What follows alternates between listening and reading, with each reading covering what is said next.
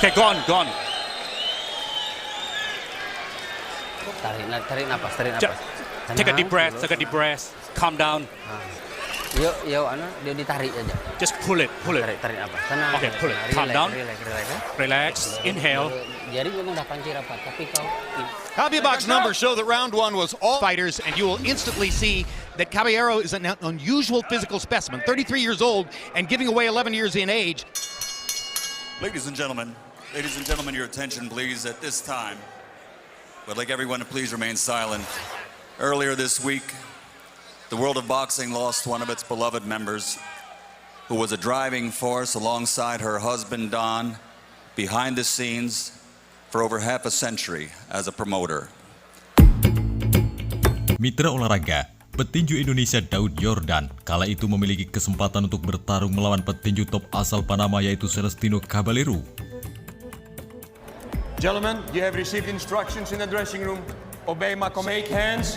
Good luck. God bless. Keduanya ini memperebutkan gelar juara interim kelas 10 WBA.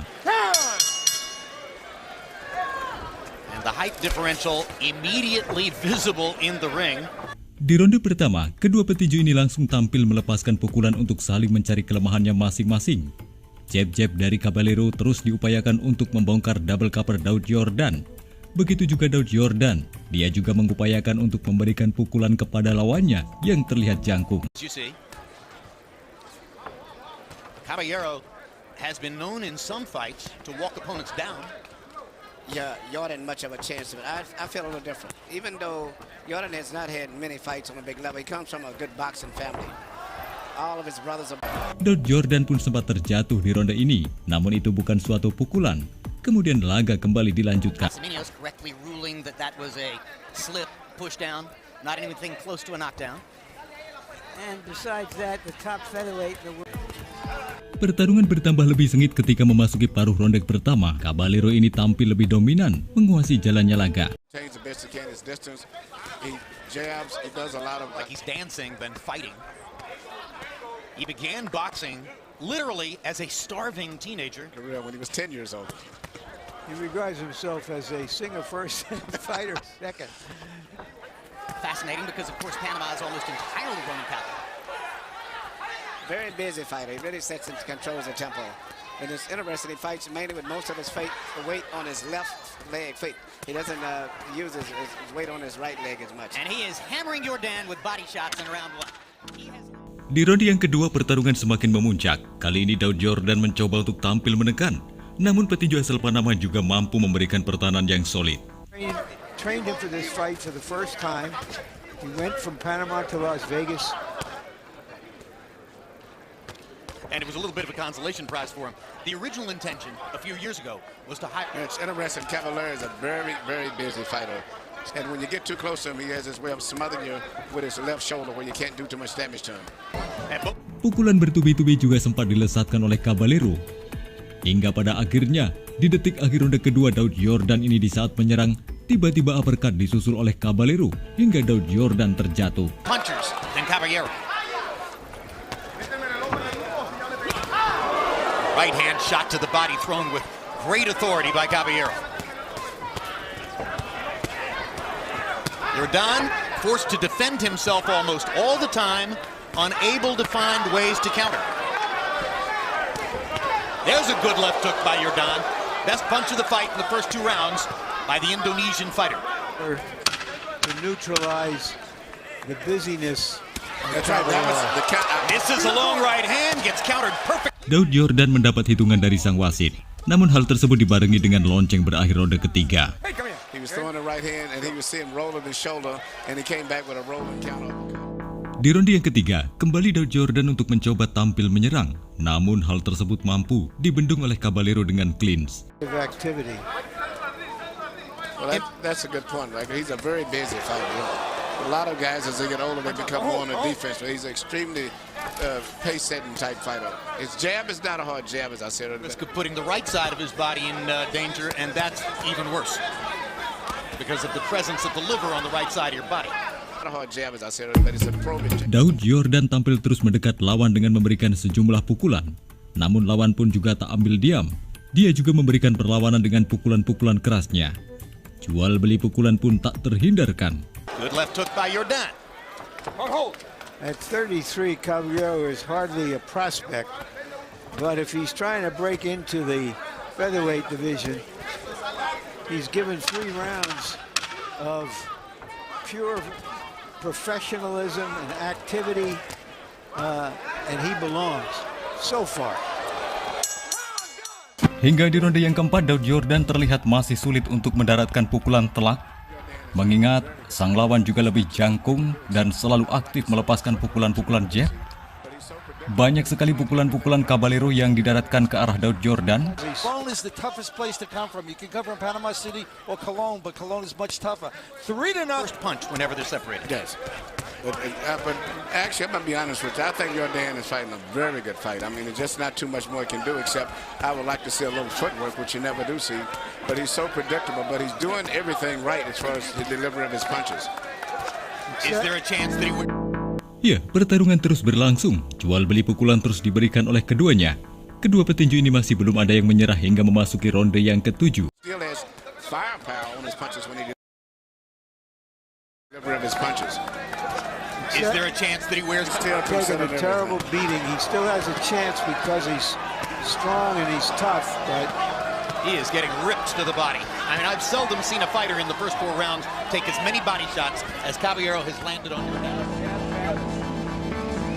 Di ronde yang ke-8 ini berulang kali, petinju asal Panama terus membongkar pertahanan Daud Jordan dengan mendaratkan sejumlah pukulan ke arah rusuk dan juga jab-jab yang terus mengganggu double cover Daud Jordan. Namun petinju dari Sukadana tersebut juga sempat mendaratkan pukulan kirinya ke arah wajah lawan dengan telak. Hammered for 12 rounds, particularly to the body, by a guy and the constant punishment over the course of 12 rounds. And that pretty much describes this fight, because even though he's undefeated, there's a tendency to believe that he can't be defeated. And to maybe hang in there a little bit. But he's never been seriously staggered or hurt in the fight yet. I don't think I thought that Levander Johnson was ever really hurt against Hayes. Nah, pada ronde yang ke-9 kedua petinju ini masih terus berbalas pukul. Terlalu banyak sudah pukulan-pukulan yang didaratkan oleh petinju asal Panama tersebut. Namun Daud Jordan juga terus berupaya, tak henti-hentinya dengan coba terus mendekat lawan. The commissioner who had been in... He actually got up in the ring himself sometimes to stop the fight for the ref. I think it's just common sense. And then eventually he was deposed and is no longer in charge of the New Jersey well, State Athletic Commission. That was just normal state politics. Responsibility on his shoulders if the referee would... I honestly have to tell you, if somebody from this state commission were to step up and do something that intelligent, I'd fall off my chair. Bahkan di antara ronde ke-9 dan ke-10, dokter juga sempat menanyakan apakah Daud masih mampu meneruskan pertarungan.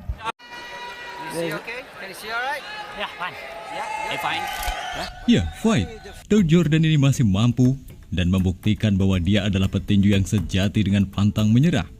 Kendati sudah tertinggal angka yang cukup jauh, namun dia tetap terus melanjutkan laganya. Well, given this kind of performance, showing that he is an elite fighter, yeah, I can think that there are fighters out there who think that they can fight him, and I think we should do everything possible to make them fight somebody this good.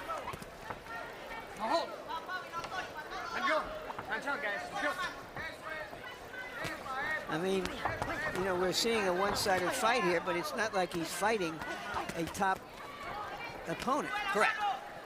Not a guy with vast experience or a championship level record. Yeah, it was giving him something to think about what's coming back.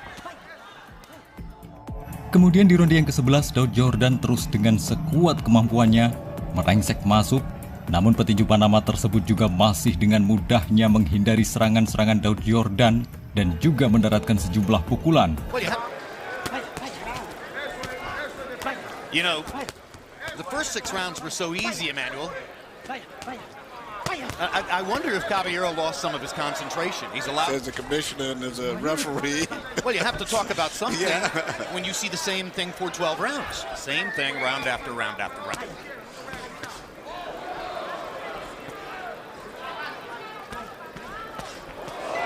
Good left hook by Jordan. Caballero clowning a little bit. But even though Caballero is, as I still say, whacking a lot, that's still what I said he's doing. He reminds me of another Panamanian fight, I think, is Silvio Pedrosa, I think, was very much like this. It was a body puncher that really wore you out. That's here. So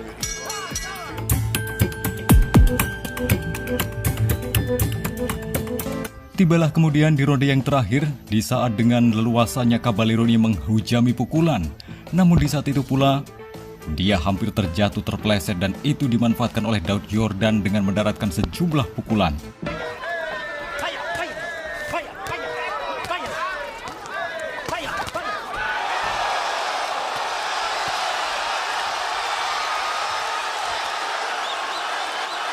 Caballero.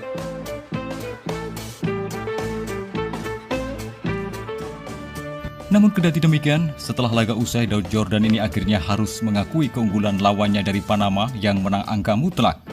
Banyaknya jumlah pukulan tersebut dapat terlihat dari nilai ketiga juri yang berada di bawah ring.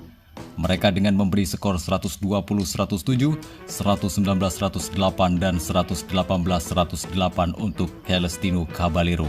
Unanimous decision, Celestino Pelichin Caballero.